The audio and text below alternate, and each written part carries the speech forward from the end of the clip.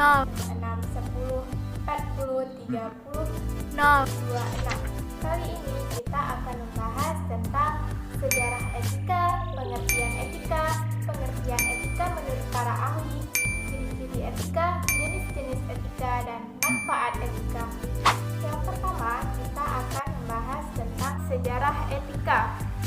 Etika berasal dari serapan bahasa Yunani yaitu etikos yang berarti etika adalah timbulnya dari kebiasaan.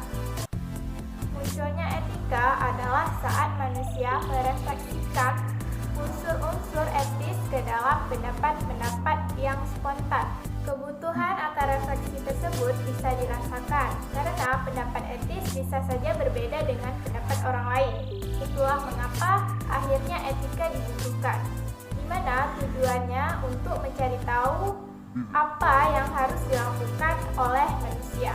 Sudut pandang etika adalah sudut pandang normatif, yang artinya etika melihat dari sudut baik dan buruknya perbuatan manusia.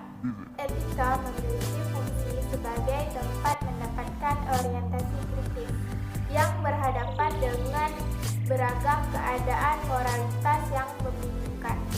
Selain itu, etika adalah menunjukkan keterampilan intelektual. Keterampilan intelektual adalah sebuah keterampilan untuk berargumentasi dengan rasional dan kritis.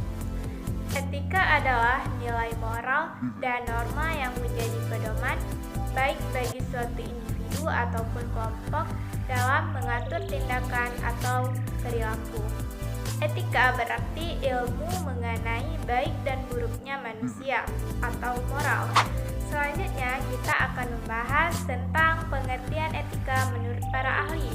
Yang pertama ada Aristoteles yang mengemukakan pengertian etika adalah dibagi menjadi dua. Yang pertama terminus technicus dan yang kedua manner and custom. Terminus technicus adalah etika yang dipelajari suatu problema, tindakan atau perbuatan manusia.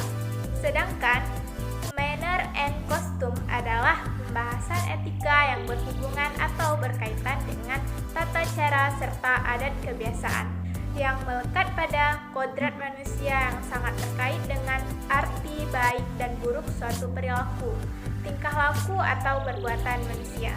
Yang kedua ada James G. Spence SG. Pengertian etika adalah mempertimbangkan atau memperhatikan tingkah laku manusia dalam mengambil suatu keputusan yang berkaitan dengan moral. Etika lebih mengarah pada penggunaan akal budi manusia dengan objektif untuk menentukan benar atau salahnya serta tingkah laku seseorang kepada orang lain. Yang ketiga ada Coubertens. Pengertian etika adalah nilai-nilai dan norma-norma moral yang menjadi pegangan seseorang atau suatu kelompok untuk mengatur perilaku. Ya, ada ciri-ciri etika yang perlu diketahui. Yang pertama ada sifat dari absolut atau mutlak. Yang kedua, etika untuk menilai baik dan buruknya perilaku seseorang. Yang ketiga, etika sangat berkaitan dengan perbuatan atau perilaku manusia. Yang keempat, etika juga berkaitan dengan cara pandang dari sisi batin manusia. Yang kelima, etika akan selalu berlaku meski tidak ada orang lain yang menyaksikan. Selanjutnya, jenis-jenis etika.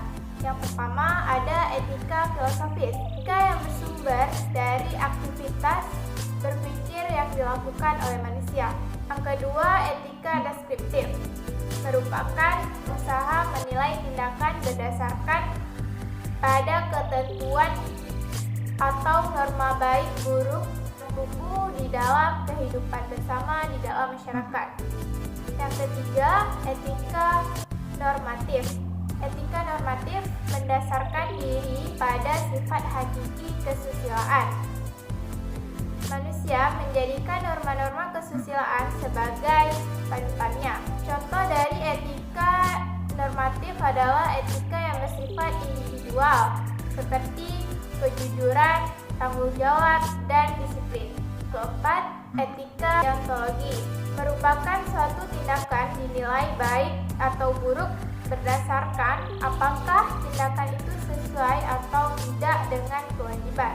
Artinya, tindakan dianggap baik karena tindakan itu memang baik pada dirinya sehingga merupakan kewajiban yang harus kita lakukan, dan sebaliknya.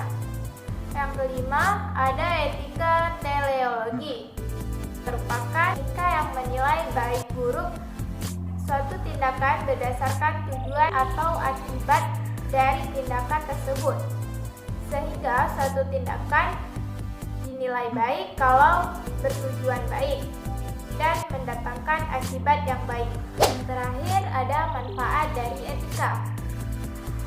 Ada berbagai manfaat yang bisa diambil dari etika. Dengan etika, maka manusia dapat menolong suatu pendirian yang ada di antara beragam pandangan dan moral. Lalu etika juga berguna untuk membedakan yang mana yang tidak boleh diubah dan yang mana yang boleh diubah.